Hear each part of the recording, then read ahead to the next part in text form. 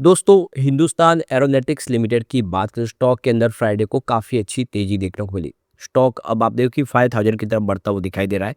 यहाँ पे कुछ बड़ी गुड न्यूज निकल के आ रही है जिसको हम इस वीडियो के माध्यम से डिस्कस करेंगे। अब क्वार्टर टू हमारे सामने आने वाला है। उम्मीद है कि क्वार्टर टू बेहतर होगा। इस समय गवर्नमेंट डिफेंस सेक्टर के लिए बहुत सारा खर्च कर रही है, क्योंकि पहले जो इंडिया इंपोर्ट करते थे सब डिफेंस के प्रोडक्ट हमारे, वो सारे का सारे अब इंडिया के अंदर बने मेक इन इंडिया के तहत और एक्सपोर्ट करने शुरू कर दिए। आने वाले समय कितना और बजट बढ़ेगा और क्या है संभावना, मार्केट एक्सपर्ट का क्या कहना है, उसको अच्छे से समझेंगे। दूसरी तरफ अगर हम भारत इलेक्ट्रॉनिक्स लिमिटेड की बात करें तो यहाँ पर भी कुछ बड़ी गुड न्यूज निकल के आ रही है। कंपनी ने क्वार्टर टू की तैयारी कर ली और इसकी जानकारी एक्शन को दी है। उन्होंने ट्रेडिंग विंडो को क्लोज कर दिया इनसाइडर ट्रेडिंग के लिए। अब आगे की क्या उम्मीद बन रही है? क्या भारत इलेक्ट्रॉनिक्स कमाल करेगा?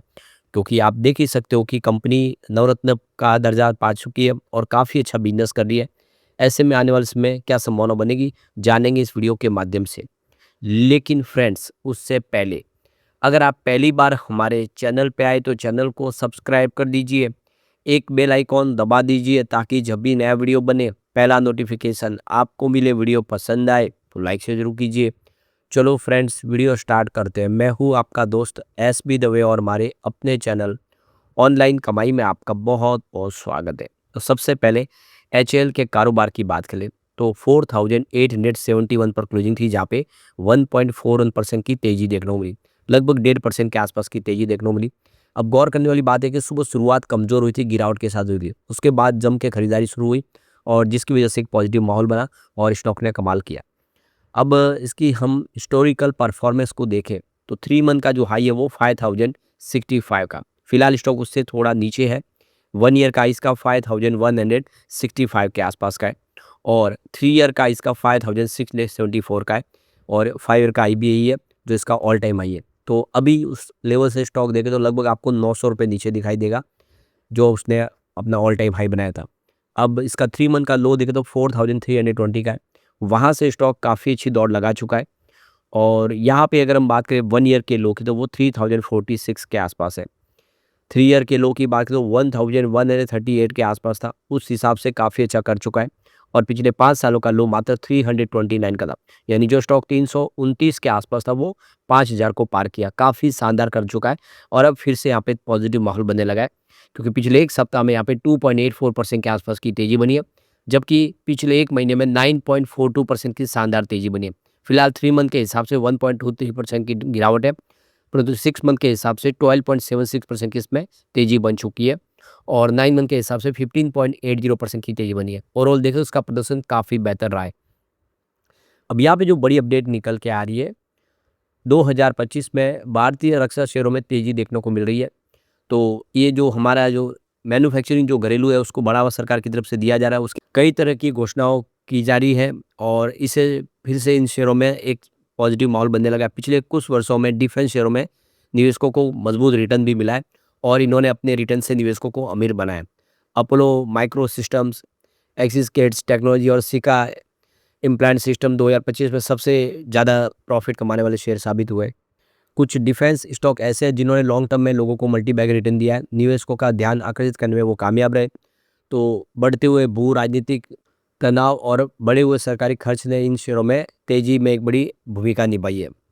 तो ये देखो कि मोतीलाल ओसवाल के राहुल शाह ने कहा है कि रक्षा शेयरों में निवेशकों का विश्वास लॉन्ग टर्म सरकारी नीतियों के समर्थन और मेक इन इंडिया को यानी स्वदेशीकरण को बढ़ावा देने से बढ़ा है। और उन्होंने कहा कि रक्षा शेयरों में अभी निवेश के काफ़ी ज़्यादा अवसर दिखाई देंगे, ये क्षेत्र काफ़ी अच्छा लग रहा है, उनको बुलिश लग रहा है।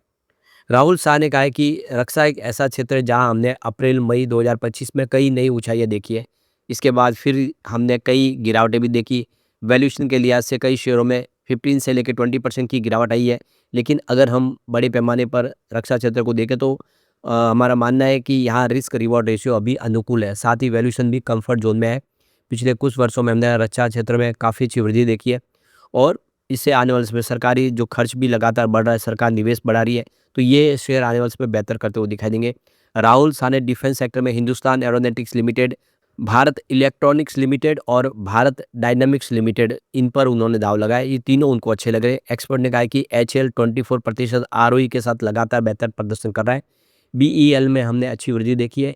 बीईएल दोहरे अंकों की वृद्धि के साथ तिमाही अच्छा प्रदर्शन करा है और भारत डायनामिक्स में लिमिटेड में भी अच्छा मोमेंट देखने को मिला है।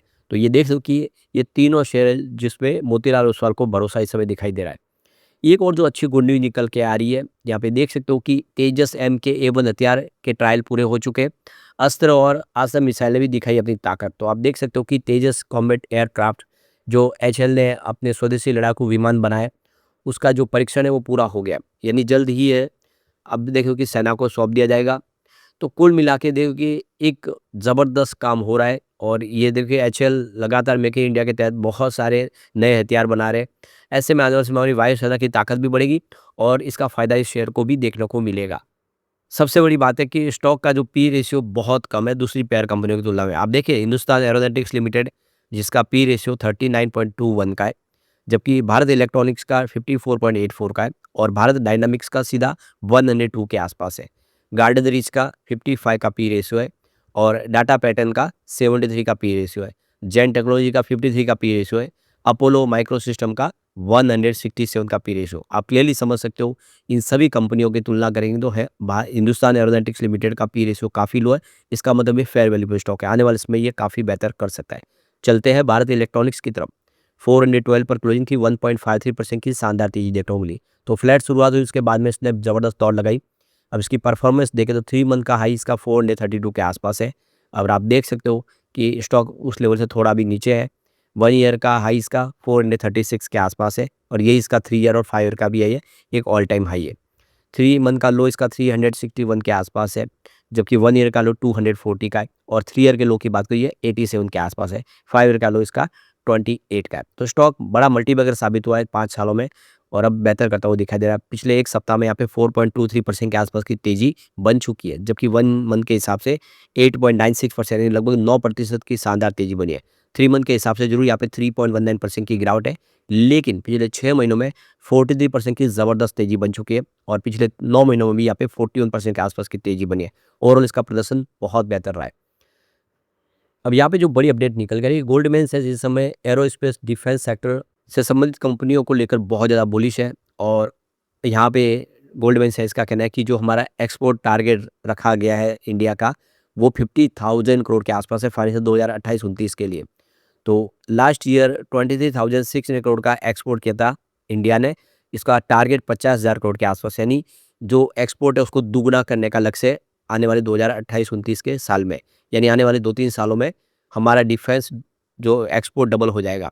इससे बहुत सारी कंपनियों को फ़ायदा होगा, जिसमें आप देख सकते हो कि ये solar industries, Bharat electronics, data patterns, PTC industries, ये इनको अच्छे लग रहे हैं इस समय गोल्डमैन सैच्स को।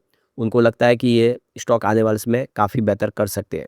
तो इसकी परफॉर्मेंस देखें तो कंपनी ऑलमोस्ट डेट फ्री है। कंपनी का पिछले 5 साल का CAGR 23.8% के आसपास जो बहुत ही बेहतरीन है और लास्ट 3 ईयर का जो इसका ROE का ट्रैक रिकॉर्ड है वो 26.4% के आसपास है और कंपनी 39.1% का हेल्दी डिविडेंड पे आउट करती है। यानी वाक़ई में कंपनी का बिज़नेस बहुत अच्छा है और अब कंपनी Q2 का रिजल्ट लेके आ रही है। कंपनी ने इसकी जानकारी दे दी है। उन्होंने 1 अक्टूबर 2025 से अपनी ट्रेडिंग विंडो को क्लोज कर दिया है। सेबी के रूल्स के तहत जैसे रिजल्ट की तैयार होती है उसके बाद में ट्रेडिंग विंडो को क्लोज करना होता है, क्योंकि जल्द ही रिजल्ट होगा। उस रिजल्ट का गैर फ़ायदा कोई उठाए ना कंपनी से संबंधित लोग, क्योंकि उनको पता है रिजल्ट कैसा है।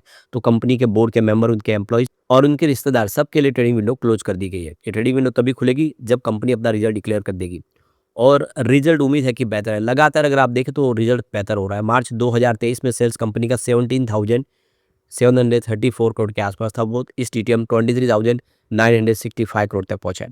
ऑपरेटिंग प्रॉफिट मार्जिन भी ज़बरदस्त है। मार्च 2023 में 4,090 करोड़ के आसपास था, वो लगातार बढ़ते हुए क्वार्टर दर क्वार्टर और ईयर दर ईयर इस TTM 7,124 करोड़ तक पहुंच गया। वाकई में शानदार कमाल किया है और नेट प्रॉफिट 2,986 करोड़ के आसपास था मार्च 23 में, जो देखो कि लगातार बढ़ते हुए हर साल 5,500 करोड़ तक पहुंच गया है।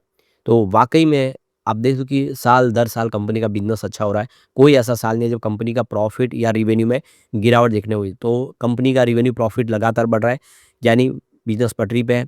EPS भी शानदार हुआ है, 4.08 रुपीज़ के आसपास था मार्च 2023 में, जो लगातार बढ़ते हुए इस TTM 7.52 रुपये तक पहुंच गया है। ये सारी बातें साबित कर रही है कि भारत इलेक्ट्रॉनिक्स अच्छा है और HL दोनों कमाल कर सकते हैं आने वाले समय। लेकिन फ्रेंड्स, कोई भी इन्वेस्टमेंट करने से पहले अपने फाइनेंशियल एडवाइजर से एडवाइस ले लें या अपना खुद का रिसर्च करें, क्योंकि मैंने वीडियो आपके एजुकेशनल पर्पज़ के लिए ही बनाया। वीडियो पसंद आए तो लाइक से ज़रूर कीजिए और चैनल को सब्सक्राइब कर दीजिए। Thank you friends.